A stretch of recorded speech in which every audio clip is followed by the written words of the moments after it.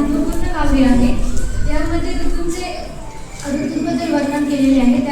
त्यामधील प्रेम भावना, माणसाच्या जीवनातील भावना या ऋतूंच्या बदलत्या वातावरणानुसार उलगडत जातात. यामध्ये प्रेम भावना, विरह आणि सौंदर्य यांचा एक सुरेख संगम म्हणजे ऋतुसंहार होय. ऋतुः न केवलं कालः अपितु मानसभावानां मूर्तिरूपं, कदाचित् संतप्ताः कदाचित् शीतलाः.